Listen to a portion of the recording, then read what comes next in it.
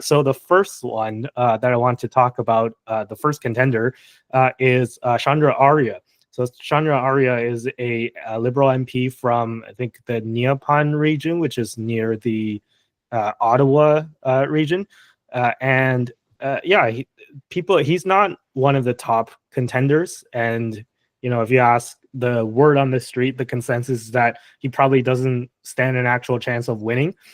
But I wanted to highlight him because as he's been described by many online political pundits, he has the weirdest grab bag of random liberal policies.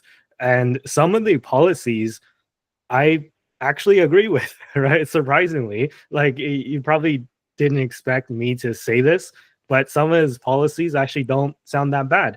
But it's just, and some of his other policies, uh, maybe I would disagree with, but in general, yeah, you'll see what I mean in a sec. I'm not gonna go through like some of his policies, and you'll see that it's like the weirdest like grab bag. It's like somebody gave you like a liberal red colored bag, and then you just went to the Liberal Party store and grabbed random merchandise off of the shelves with no like rhyme or reason.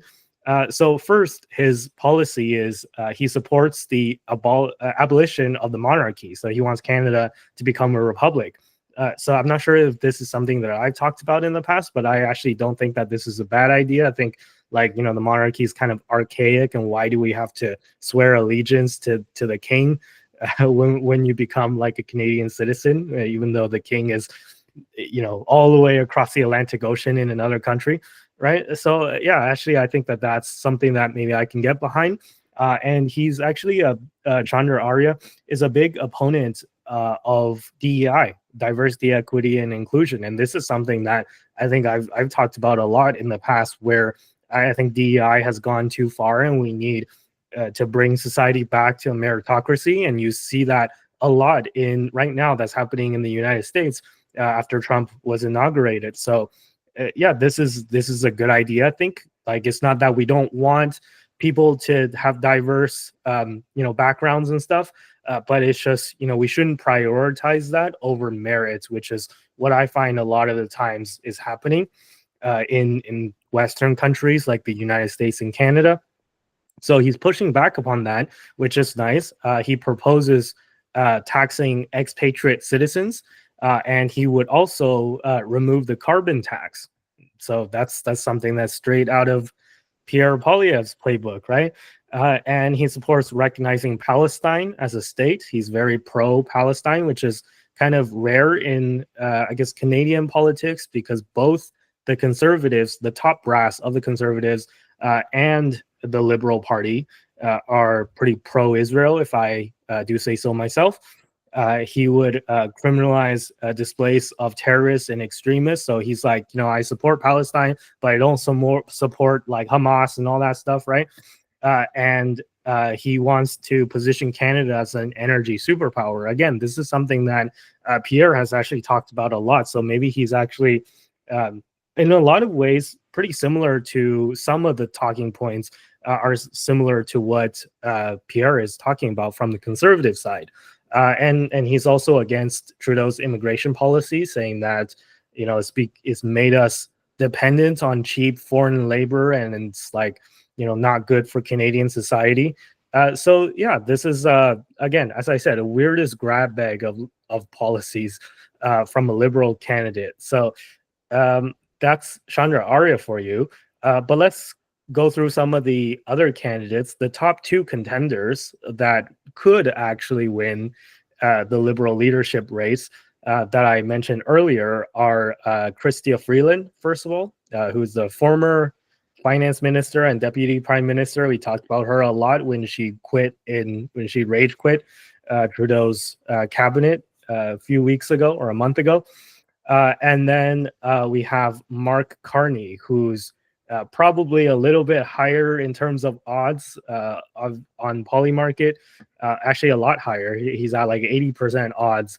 So he's the top contender right now to replace Trudeau. And Mark Carney was the former governor of the Bank of Canada and the Bank of England. So he's has a wide kind of portfolio.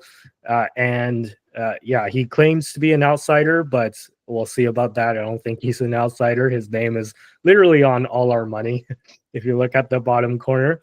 But yeah, anyways, Mark Carney is probably going to be the one, but maybe Chrystia Freeland could give him a run for the money. So I'm not going to go through all of each of their policies because it'll take too long. I just want to spend the last bit of my time before I pass it off to you guys to share something fun about each of the candidates' logos. So if you see the picture that I included on the docket, Freeland's logo really looks like Fabricland. If you don't know what Fabricland is a textiles store that sells, well, fabrics and threads and all that stuff for like old moms and grandmas to like make, I don't know, homemade clothes out of, I guess, or blankets. And Mark Carney, his logo is pretty much almost the angles are a little bit different, but it's almost an exact carbon copy. Carbon copy. You see what I did there? It's an exact carbon copy of MetCredit, which is a debt collection agency. And I just wanted to point this out between like the differences or the, I guess, non-differences between the logos of these companies and the logos of the candidates, where it's actually ironically matching their personality. So I can definitely see Chrystia Freeland be the manager of a Fabricland, and I think that job would suit her a lot better than being the finance minister. And I could see Mark Carney being the executive at a debt collection agency a lot more than I can see him or trust him to be the prime minister. But I'm like super biased. That's all I had on the candidates. Now let me pass it off to you guys to make your comments. So what do you think of any of these candidates? What are kind of your comments on who do you think is the best to replace Trudeau? Do any of these candidates propose policies that you like, or are you just like not gonna vote Liberal no matter who wins at this point? Or what are your thoughts in general? I think first and foremost, the Arya guy, I think he's quite fascinating, and yeah, to my perspective too, I do agree on a lot of the things that he's mentioning, and I think that's quite interesting, coming from the Liberal Party. And then in terms of Christina Freeland, it's pretty funny how like they match so equally, and I think personality wise, I'm personally not a huge fan of her, and I think if you were to put her on, yeah, the top pedestal there, I think it would just be counterproductive because um, what Trudeau kind of instilled policy wise is like also kind of a part of her because she agreed on those policies, and then now she's saying all of a sudden she doesn't agree, and she's probably doing it for like a vote play. So I don't know if that's trustworthy on behalf of all Canadians. And Mark Carney, I have no opinion of him just because I don't know enough, and I'm not going to say anything. But on a side note, I was taking a look at the $20 bill that I have here. You can't see it because it's like blended in with my background, but on the bottom left of the bill, you can actually see his name here, and it's really cool. So um, what Andy said was true. So if you do have like any cash on you, go check it out. And his name is actually there. So I'll leave it up to Sanil for the rest because he'll have more credible information. So that's on my app. I'm not sure if I'll have more credible information exactly, but I guess I'll just say my views. I think Chandra Arya is actually very refreshing. He's like a no BS, common sense, moderate. I mean, dare I invoke this word, but the World Economic Forum, he's like the anti-World Economic Forum liberal candidate, which is interesting because I mean, this is like something that gets like called out as a conspiracy theory, but like it's clear that this like extra governmental organization has a lot of power over our center left um, governance in the Western world in the last little while, and like Mark Carney and Chrystia Freeland are both like very much a part of this organization. Chrystia Freeland was literally George Soros's biographer. So I mean, what I mean by this is that like I mean, a lot of people will just call me out as a conspiracy theorist in the comments. I don't care, but I just find it refreshing that there's somebody who doesn't represent this group of individuals, this group of like elitist, institutionalist, expert individuals who do seem to have a lot of influence over Canadian politics and a lot of Western European politics, I think is very interesting. That they're even backtracking on the agenda that they have been pushing for their last couple of decades in their own careers. Both of them were big, prominent supporters of carbon taxes and different types of tax policies and what a lot of people would call degrowth type policies, or some people I've actually heard a term called managed decline. I think these kinds of policies are very much associated with these like extra governmental groups that have a lot of sway over how politics is done here. And I think it's interesting that the two WEF candidates are actually backtracking on WEF policies just the slightest. They're still like support a carbon tax, but they want to change it slightly, and that's just clearly transparent that they're trying to run away from Trudeau's record to try to differentiate themselves. And then Chandra Arya is this interesting figure because he's not like, he's an Indian guy. He has an accent. He refuses to learn how to speak French, which is insulting to parts of the country. It doesn't bother me though because I'm an English Canadian. But I think that his policies are refreshing. I mean the ones I like. Small efficient government. He opposes DEI, which is something that's prominent in the Indian community. Like we're a part of a minority group, but it's not a kind of policy that resonates with the Indian community. So it doesn't make sense to me that somebody like Chandra Arya would be against this. One of the reasons why is India has a long history of implementing these policies these types of policies after independence, and these things weren't good for India. They're actually India still suffers a lot from bureaucracy related to this kind of stuff. It didn't do much to develop India. It just did a lot to slow down India's development. So I don't think that these kind of policies are actually popular among many immigrant groups in Canada, because a lot of immigrant groups came from pseudo-socialist and socialist countries, and they know what happens when government has this much control over things like hiring and that kind of thing. And in terms of removing carbon pricing, that's very interesting because he's just going against the agenda of his current leader. So I don't know. It's just weird. I just found it refreshing. I'm not going to vote for anybody on the Liberal ticket, and I know that Arya is not going to win. So between Freeland and Carney, I think I feel like it's going to go to Carney just because he does get to be like the new guy. But I think, and I know Andy actually mentioned this in a group chat, but I do believe he's going to be like the Michael Ignatieff character of this cycle. Yeah, no, there's a lot more that we could say, but let me just expand on the carbon pricing, carbon tax kind of thing, because Zillennial, you just touched upon that earlier. Yeah, a lot of the top contenders like Freeland, like Carney, they're starting to backtrack on this carbon tax thing. So Freeland just said that she's willing to scrap the carbon tax, and she's also willing to backtrack on the capital gains tax hike that she was the one that brought forth that idea, or I don't know if it was her idea, but she was the finance minister at the time, right? When she proposed that budget that had the capital gains tax increase, and now she's willing to backtrack on that too. And then in terms of Carney, I think Carney's been trying to navigate this and trying to like snake his way through this issue, but it's a very sensitive issue for Carney at the moment, where he's spoken a lot in favor of the carbon tax, and Pierre is saying that he was actually the architect of the carbon tax, right? Like he was an economic advisor for Trudeau, and he's like known Trudeau for a long time and been like one of Trudeau's closest confidants, and he's been the one that's like kind of proposing all these economic ideas, and Trudeau would go to him because he was the former Bank of England and Bank of Canada governor, so he must know a lot about economics, right? So Trudeau would ask him about all this stuff, and at least the Conservatives are saying that this whole carbon tax was his idea from the get-go, and even if it wasn't his idea, he was a champion of it. He's heavily in favor of it. And then now when he has to run for Liberal leadership and run for prime minister, all of a sudden, he's a little bit more wishy-washy. He's saying that we'll have to reevaluate. We'll have to look at the ways that we can make it work better for Canadians. It's like, well, it's your idea. If it's not working well, then like, like you had all the time in the world back then to suggest ideas on how to improve it. And you were in the ear of Justin Trudeau for the longest time.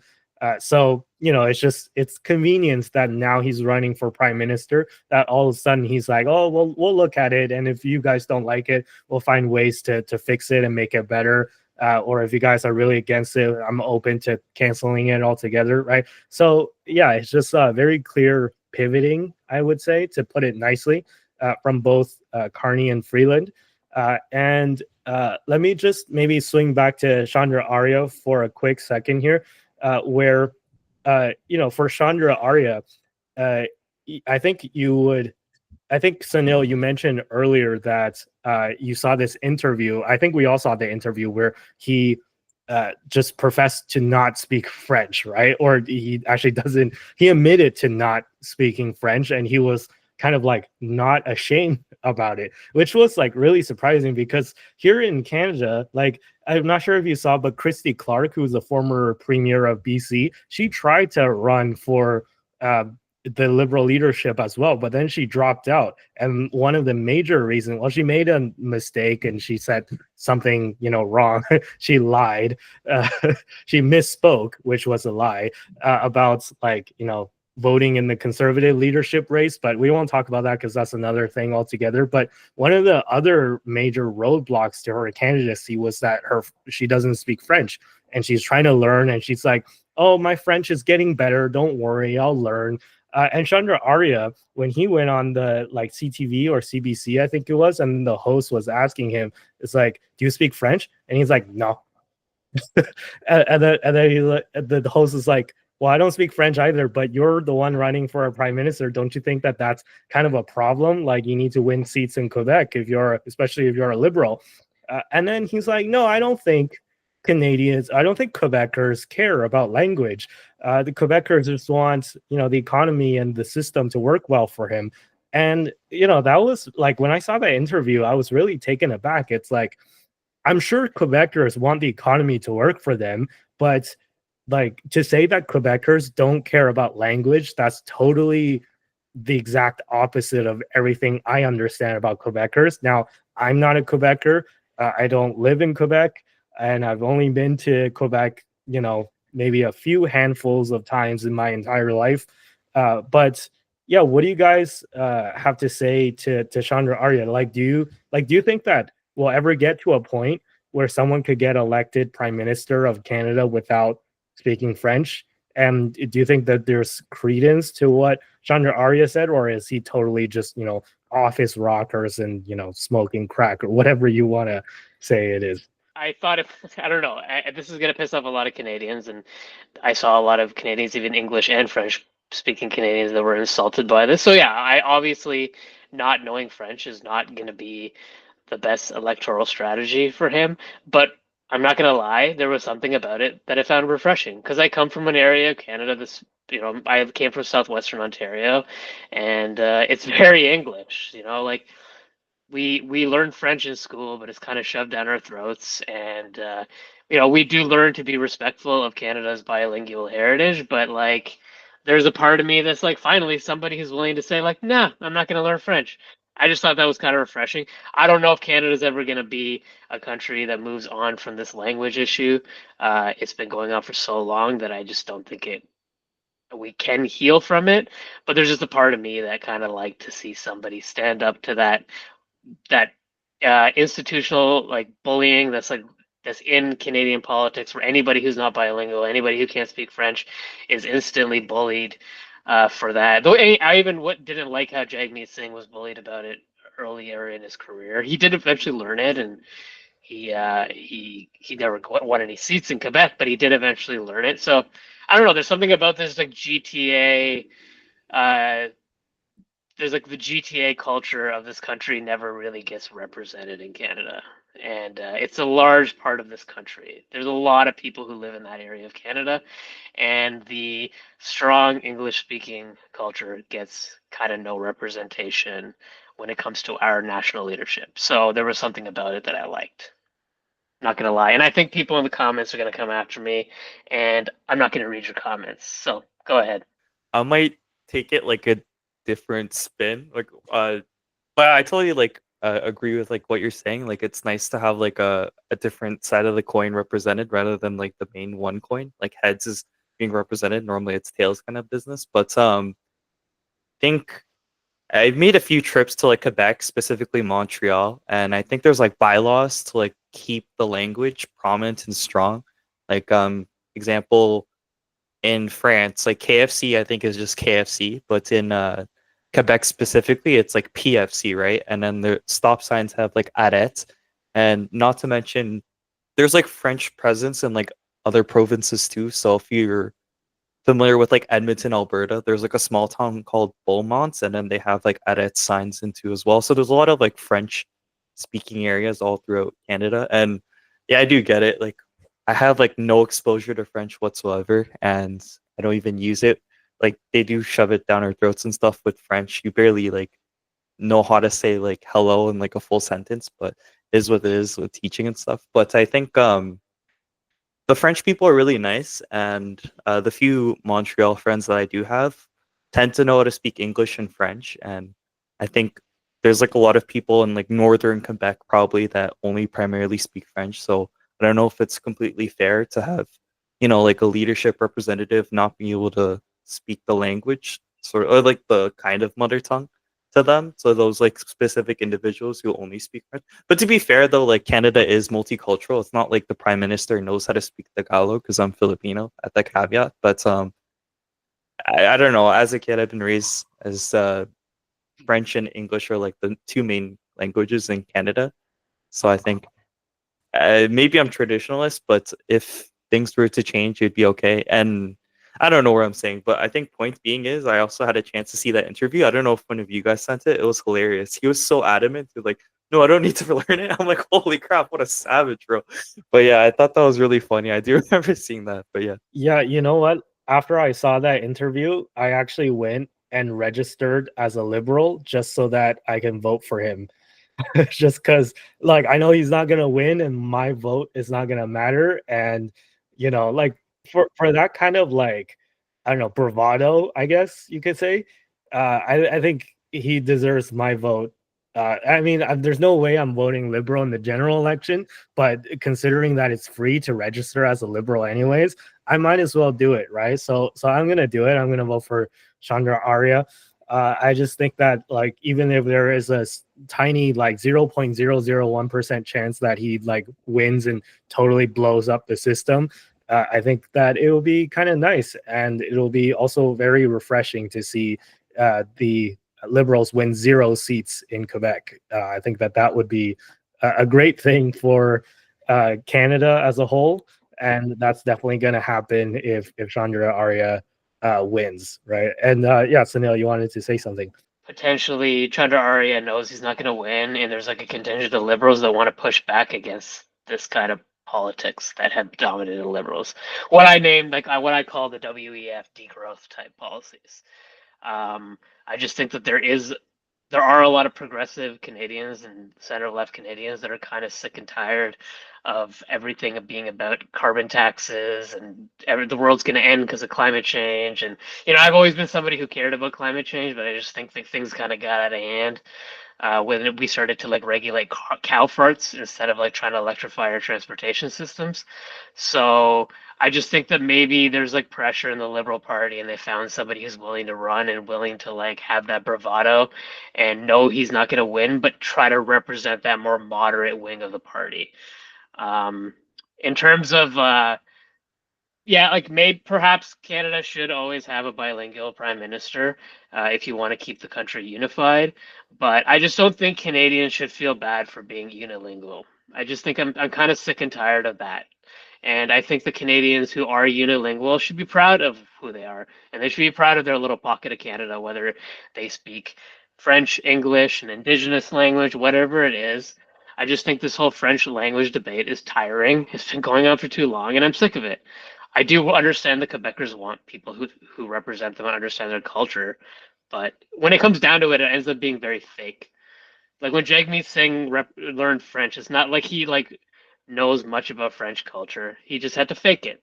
So if they want English Canadian politicians to just fake respect Quebec, I guess that's what they're gonna get forever. I mean, but you have to admit that the Quebecers really care about French, right? So during that interview, when the host asked him, Chandra Arya, uh, like, don't you think that speaking French is important to Quebec? And then he's like, no, I don't think so. And I'm like, I was watching it, my jaw just dropped, right? I've never heard a Canadian politician just say that. It's like, are you sure, bro? Because like, I think they care. Yeah, Dominic. Oh, yeah, just to piggyback, yeah, I agree. It's like faking does suck because um originally I'm from Ontario, like the Greater Toronto area, and I recently moved to Alberta, and been talking to a few people here.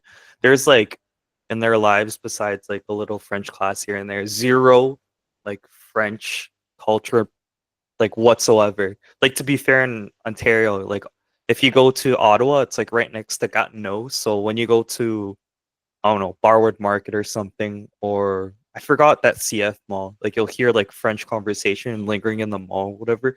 But here in Alberta, it's like zero French presence whatsoever. So it is sort of like in a sense like faking it.